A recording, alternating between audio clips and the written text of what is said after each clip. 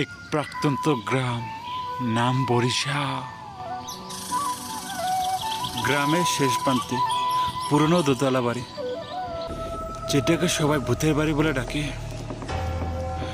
বাড়িটা কত 50 বছর ধরে খালি পড়ে আছে। লোকের মুখে শোনা যায় সেখানে নাকি রাতের বেলা কান্নার শব্দ শোনা যায়, তাই ভিতরে কেউ ঢোকার সাহস পায় না।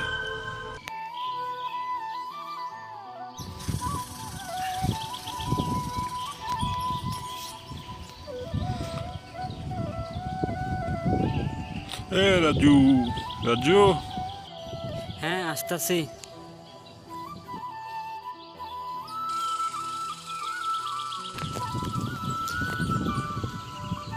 হ্যাঁ দাদা, বলো।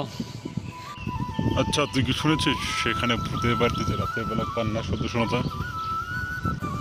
লোকের মুখে শুনেছি নাকি রাতের বেলা সেখানে এক মহিলার কান্না শোনা যায়, আর এক নাকি সত্তা ঘুরে বেড়ায়। চল তো একদিন দেখে আসি। কি যে কও না দাদা, সেখানে যেই যাতে নাকি বলে মারা যায়। তেরা তো তুই থাক, আমি বাজার থেকে ঘুরে আসি অল্প। সেই বলে লোকটা চলে গেল। পরের দিন সকালে শহর থেকে একজন লোক আসে। এখানে ভূতের বাড়ি কোথায় গো? আচ্ছা বাবু, তুমি কে? তোমাকে তো আগে এখানে কোনোদিন দেখিনি। আমি শহর থেকে এসেছি ভূতের কাহিনী নিয়ে একটা রিপোর্ট বানাতে। শোনা গেছে নাকি আপনাদের গাঁয়ে ভূতের বাড়ি আছে দোতলা। ওখানে যেও না বাবু, ওখানে রাতের বেলা ভূতের কান্না শোনা যায়। ওখানে যেই বাড়ির ভিতর ঢুকে সে আর বেঁচে ফিরে আসে না। আমার কিছু হবে না। তো তরুণ গাঁয়ের মানুষের কথা না শুনে সে একাই চলে গেল ভূতের বাড়িতে। তরুণ ঘরের ভিতরে যাচ্ছে।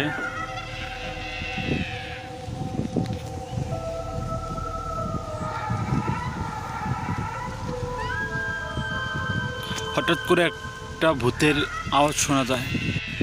তরুণ ঘরের ভিতরে চলে এসেছে। হঠাৎ করে তার পিছনে একটা ভূতের ছায়া চলে আসে। সে যখনই ঘুরে ছায়াটা গায়েব হয়ে যায়। তো তাই হেঁটে হেঁটে অল্প এদিকে যাচ্ছে, তো চেয়ারের উপরে একটা সত্তা বসে তাকে ডাকছে। তুই কে রে? তুই আমার ঘরে এসেছিস, এখন আমি তোকে শেষ করে ফেলবো। তরুণ সেই কথা শুনে ভয়ে থমকে যায়। সে দৌড়াতে চায়, কিন্তু তার পা একটুকু নড়ে না, এক জায়গাতে দৌড়াতে থাকে। ভূতটা এসে তাকে ধরে নিয়ে যায়।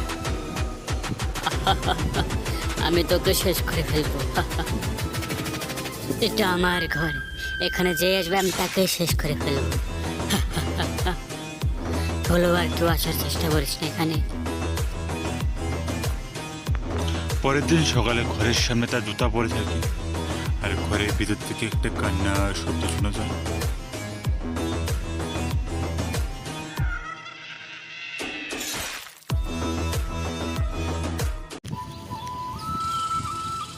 পরের দিন সকালে